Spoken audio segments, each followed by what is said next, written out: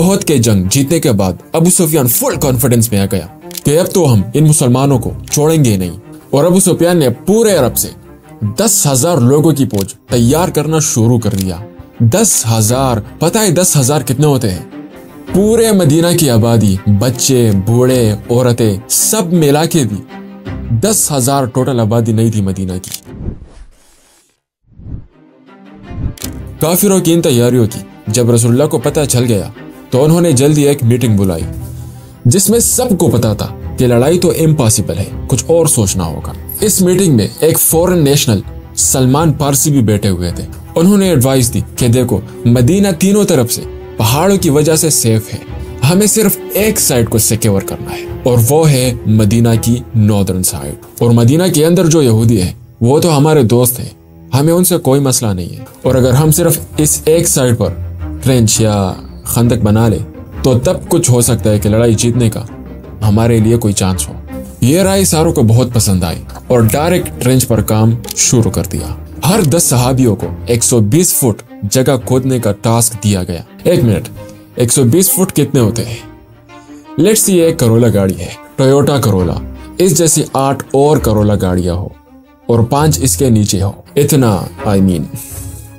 और ये सारा काम उनको ऐसी हालत में करना था कि भूख की वजह से पेट पर पत्थर बांधे हुए थे। और इन सारे मुसलमानों ने बहुत कम अरसा में मदीना के नॉर्दर्न साइड पर 6 किलोमीटर के ट्रेंच बना दी।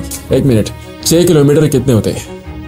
लेट्स सी एक क्रिकेट स्टेडियम है। क्रिकेट स्टेडियम बहुत बड़ा होता है वैसे, ऐसे ही और 36 क्रिकेट स्टेडियम्स एक लाइन में रखी जाए तो इतनी लंबी ट्रेंच। और अगर करोला गाड़ियों की बात की जाए तो इस ट्रेंच में 6560 करोला गाड़ियां फिट हो सकती थी। खंदक में खुदाई के दौरान एक बहुत बड़ा पत्थर बहुत कोशिशों के बाद भी टूट ही नहीं रहा था। तो साहबा ने रसूलुल्लाह सल्लल्लाहु अलैहि वसल्लम से कहा, ये तो मसला हो गया। तो रसूलुल्लाह ने एक कुल्हाड़ी उठाई और उस पत्थर को जोर से मारा और कहा, शाम, सीरिया मेरा है और इसके पैलेस को अभी इस वक्त मैं अपने सामने देख रहा हूँ। और फिर दोबारा उस पत्थर को मारा और कहा, ईरान भी मेरा है और मैं इस वक्त ईरान के पैलेसेस को अपने सामने देख रहा हूँ। और फिर तीसरी बार जोर से मारा और वो पत्थर छोटे छोटे टुकड़ों में टूट गया। और रसूलुल्लाह सल्लल्लाहु अलैहि वसल्लम ने फरमाया कि यमन के पैलेसेस की चाबी मेरे हाथ में दी गई। वहां खड़े सारे सहाबी हैरान हो गए क्योंकि उन्होंने अपने सामने एक मिरेकल देखा था। लेकिन ईरान, यमन, शाम, ये तो सुपर पावर्स है, ये कैसे हमें मिलेंगे? लेकिन आज हमको पता है कि शाम, यमन, ईरान और ये पूरा इलाका उनका है। और वहां खड़े सारे मुनाफिकीन कहने लगे कि ये खाने को कुछ है ही नहीं, पेट पर पत्थर बांधे हुए हैं और सामने 10,000 फौज खड़ी हुई है। और ये सारे शाम, यमन, ईरान को पता करने लगे। मक्का की फौज जब खंदक के पास पहुंची तो टेंशन में पड़ गई कि ये क्या है, ये तो हमने सोचा भी नहीं था। एंड टू बी ऑनेस्ट, अगर वो लोग डायरेक्ट हमला करते, सरप्राइज अटैक, तो वो मुसलमानों को खत्म कर सकते थे क्योंकि अबू सुफियान का फौज पूरे मदीना की आबादी से बड़ी थी। जब दोनों फौजें सामने आई तो दूर से एक दूसरे को देखने लगे। मुसलमान भी रिलैक्स बैठे हुए थे, उनको कोई टेंशन ही नहीं थी। अगर कोई उनके फौज से सामने आता तो मुसलमान उनको तीरों से मार देते। काफी दिन यही सिलसिला चलता रहा। लेकिन एक दिन काफिरों के एक ग्रुप को बहुत गुस्सा आया। उन्होंने किसी तरह उस ट्रेंच को क्रॉस करके अंदर घुस गए और इस ग्रुप में अबू जहल का वही बेटा इकरिमा भी था। और हजरत अली ने जाकर उनके लीडर को मार दिया और वो सारे वापस भाग गए। ऐसा लग रहा था कि क्लियरली मक्का वाली ये जंग हार गए हैं। लेकिन यहाँ अबू सुफियान ने एक बहुत जबरदस्त गेम खेली कि मदीना के अंदर तो हम नहीं घुस सकते, लेकिन जो मदीना के अंदर यहूदी है उनको मुसलमान अच्छे नहीं लगते। उनको अगर हम किसी तरह कन्विंस करें और वो मुसलमानों के घरों पर, उनके औरतों और बच्चों पर हमला करें तो मुसलमानों को जरूर पीछे हटना पड़ेगा और हम इन पर हमला कर देंगे। और यहूदियों ने डायरेक्ट हाँ कर दी और सारे मुआहदे जो मुसलमानों के साथ किए गए थे उसको तोड़ दिए।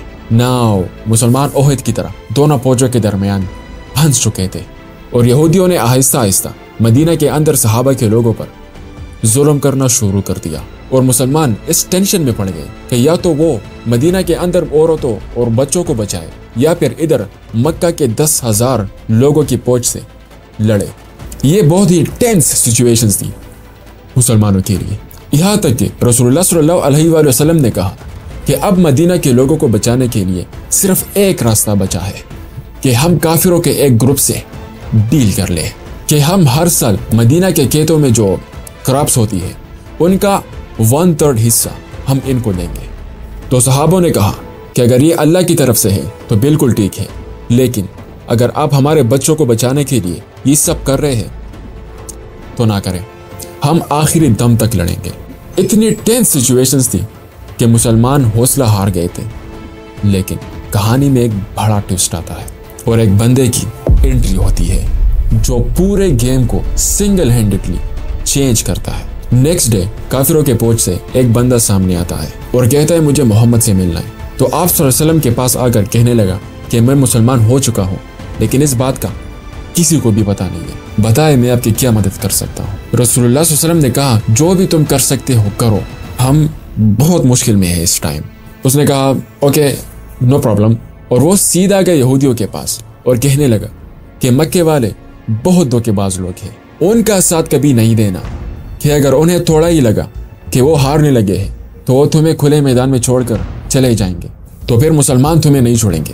ہاں اگر پھر بھی ان سے ڈیل کرنا ہے تو ایک گارنٹی کے ساتھ ان سے تھوڑے بندے مانگ لیں، اگر وہ سچے ہیں تو وہ ضرور دیں گے۔ اس کے بعد وہ سیدھا کافروں کے پاس گیا تو ابو سفیان سے کہا کہ یہودیوں نے کسی کے ساتھ وفا کی ہے، تو بتا۔ یہ یہودی اور مسلمان سارے ملے ہوئے ہیں۔ تو پھر اس کے اگلے دن ابو سفیان نے یہودیوں کو ایک خط بھیجا کہ چلو مل کر حملہ کرتے ہیں، ان مسلمانوں کو ہمیشہ کے لیے ختم کرتے ہیں۔ تو یہودیوں نے کہا بالکل حملہ ہم کریں گے، تو پہلے اب تو ہمیں کچھ بندے تو پرووائڈ کرے ایز اے گارنٹی۔ تو مکہ والوں نے یہودیوں کی بات نہیں مانی۔ یہودیوں کو جب پتہ چلا کہ انہوں نے کوئی بھی بندہ حوالہ نہیں کیا تو انہوں نے بھی کہا یہ ہمارے ساتھ دھوکہ کر رہے ہیں، اور اس طرح یہودیوں اور مکہ والوں کی الائن ٹوٹ گئی اور مسلمان دوبارہ گیم میں واپس آ گئے، کیونکہ اب ان کا دشمن صرف ان کے سامنے کھڑا تھا اور مدینہ کے اندر سے سارے خطرے ختم ہو گئے۔ ایک مہینے تک مکے والے مدینہ کے باہر کھڑے ہونے سے ان کے موٹیویشنز ختم ہوئے، اور ایک دن بہت تیز ایک ڈیزرٹ سٹارم نے مکہ والوں کے گھر، بستر، برتن جو بھی تھا سارا کچھ اکھاڑ کر رکھ دیا، اور وہ سارے بھاگ کر واپس چلے گئے۔ جیسے ہی مکہ والے واپس چلے گئے تو مسلمانوں نے اپنا اٹینشن یہودیوں کی طرف کی۔ رسول اللہ صلی اللہ علیہ وآلہ وسلم جب مدینہ ہجرت کر کے آئے تھے تو یہودیوں کے ساتھ ایک قانون بنایا تھا کہ یہودی اپنے قانون اور طور طریقے سے رہیں گے اور مسلمان اپنے قانون سے، اور یہودیوں نے اس قانون میں ایسی غداری کی اور انہوں نے کی تھی صرف ایک ہی سزا تھی کہ ساروں کے سر کاٹے جائے۔ یہودیوں کی لیڈر نے اپنے لوگوں کو ایک مشورہ دیا کہ ہم ایسا کرتے ہیں کہ ہم اپنے بچوں اور عورتوں کو خود قتل کرتے ہیں اور پھر آخری دم تک مسلمانوں سے لڑیں گے، لیکن کسی نے بھی ان کی یہ بات نہیں مانی۔ رسول اللہ صلی اللہ علیہ وآلہ وسلم نے سعد بن معاذ کو فیصلہ کرنے کا حکم دیا۔ سعد بن معاذ نے فیصلہ کیا کہ ان کے عورتوں اور بچوں کو رہنے دیا جائے اور ان کے مردوں کے سر کاٹ دیا جائے۔ یہودیوں کے قانون کے حساب سے یہ بہت کم درجے کی سزا ان کو دی گئی تھی۔ اس کے بعد پورے عرب کو سمجھ آ گئی کہ مسلمانوں کے ساتھ کچھ بھی نہیں کیا جا سکتا، اور مسلمان پہلی بار ایک فری اور سٹرانگ کنٹری بننے لگی، اور محمد صلی اللہ علیہ وآلہ وسلم ایک سٹرانگ بادشاہ۔